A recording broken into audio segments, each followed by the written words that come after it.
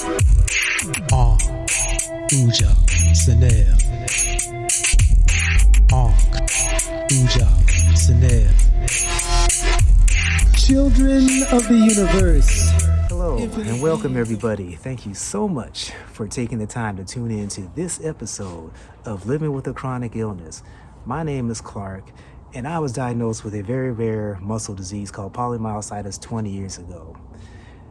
And in this series, I'm sharing with you some of the methods I've used to cope with this illness and live 20 years longer than they told me I would be here on this planet. And that is the gift of meditation. Now, when I say meditation, what's the first thing that comes to your mind? Sitting in a cross-legged, uncomfortable position, trying to think about absolutely nothing? Well, this is the meditation practiced by monks in monasteries who choose the path of renunciation. However, for people with a busy, active life, this is not practical, nor is it fun. You see, life was meant to be lived, and meditation is something that we all want to do instinctively. About last year, I happened to stumble across an advertisement on Facebook for a meditation teacher training certification from the Radiance Sutras School of Meditation. And at first I was kind of skeptical because most of the ads on Facebook, I don't know about most, but a lot of them are scams, so you got to be aware. But as I was scrolling through, I saw that one of my favorite authors, Deepak Chopra, had talked about Camille, Maurine, and Dr. Lorin, Roche. And I said, okay, this is legit. So I went ahead and signed up for the 200-hour course and spent about 8 months working on getting my meditation teacher training certification. This book right here, the Radiance Sutras, written by Dr. Lorin Roche, is actually a translation from Sanskrit of the Vijnana Bhairava Tantra, which is 112 gateways, paths that you can take into meditation. Now, I was curious about meditation, but I never really knew much about it as a youngster. I didn't see people that looked like me meditating, and I always pictured some hippies being out in the middle of the woods just chanting. And, that's part of the meditation, but like I said before, meditation is something that we instinctively want to do. And this right here, the instinctive meditation approach, I think would be ideal for any of you out there that say that you don't have time to meditate or you don't know how to meditate.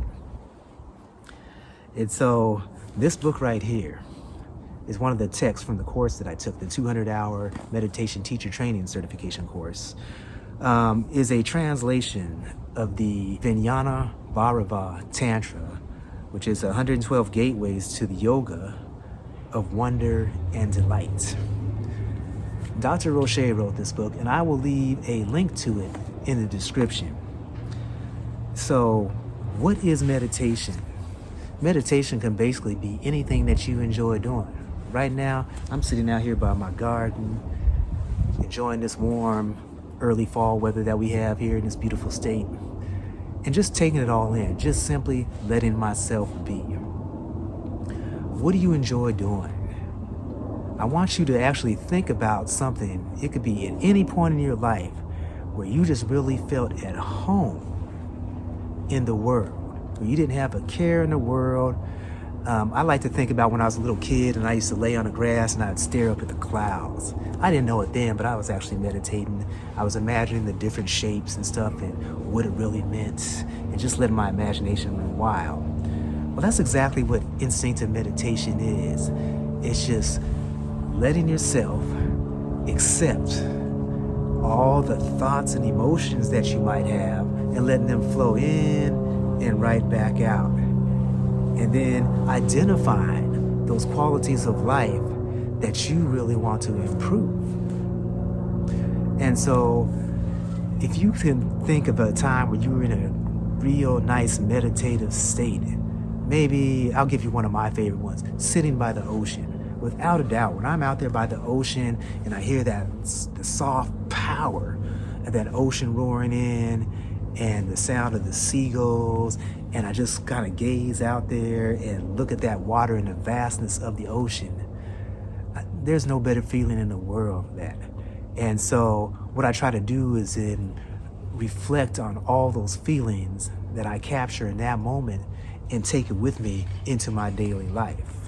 And so this has helped me deal with a lot of pain. This has helped me deal with a lot of stress. And frankly, it's helped me be here 20 years after they said I wasn't going to live to see my next birthday. And so if you're struggling with an illness or any type of adversity, or know someone is, I highly recommend that you look into a meditation practice. And this instinctive meditation practice, I guarantee you, you will find a path which you can thoroughly enjoy and really have a blissful existence in this earth. Get in touch with your inner being. Let your inner and your outer being work together. See, we were taught by the Western religions to look outside of ourselves for all the answers. But if you think about it, if God is all things and we were created in his essence, then we actually have God, the creator, Amun Ra, Allah, whatever you want to identify the unknown by. Then we are capable of changing our lives for the better. So if you have an illness, you might be able to make yourself feel better. You might be able to even reverse that illness. And right now, I'll give you an example of that. This weekend, I had a couple of treatments on Saturday, or this past weekend, I should say. Last Saturday, I took a rituximab in treatment at the night cancer center. I was up there for about 6 hours getting that rituximab infused in my body. Then I had to turn around on Wednesday and do a home infusion of a drug called Hizentra. Now, anybody that knows anything about like chemo drugs or stuff that we use for our rheumatoid arthritis, those drugs will make you feel very sick, very lethargic. And if you really let it, it can get the best of you.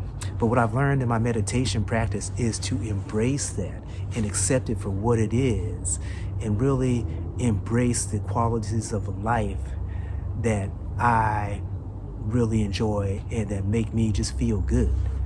And I know a couple of days later, I will feel better. But since I've been practicing this, something miraculous has happened. I want to keep this video short, but I'll go a couple minutes longer just because I have to share this with you. So I was receiving these treatments every 6 months at first. Then I had to bump it up to every 3 months for the rituximab. Well, once I got deep into the class and I learned about some body scans and some chakra balancing meditations, I was actually able to make it 10 months in between my rituximab treatments this time. And my numbers were still relatively low. And the doctor tells me that I possibly could go into remission. Wonderful news. How did I do it? Because I stopped stressing over variables that I could no longer control.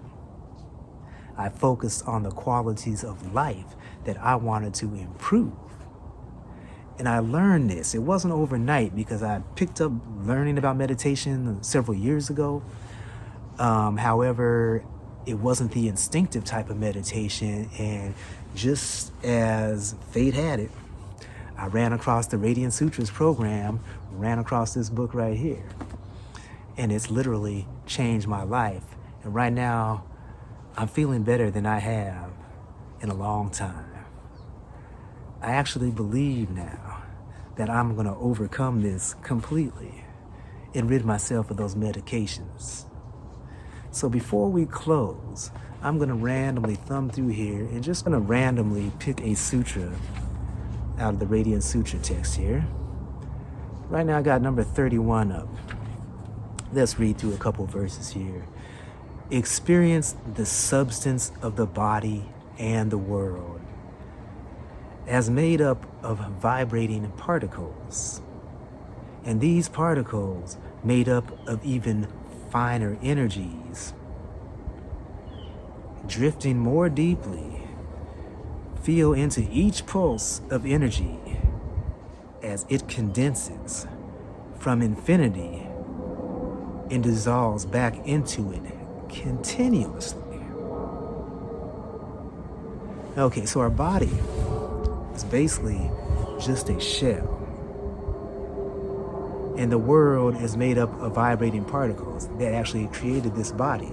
Inside this body, we have a soul. And so as we embrace these energies, as it dissolves back into itself continuously. So you have this cycle, this flow of energy. Think about that. There's 112 sutras in here. I highly recommend that you pick up this book. And I highly recommend that if you have the opportunity to take this meditation teacher training course, that you do so. You might not want to teach meditation to others, but it will improve your own practice. And it can definitely be a useful tool in your arsenal to fight adversity. My name is Clark. Thank you so much for tuning in this episode. And make sure you go ahead and like, subscribe, and hit that notification bell. And I'll see you on the next episode. Shem Hotep.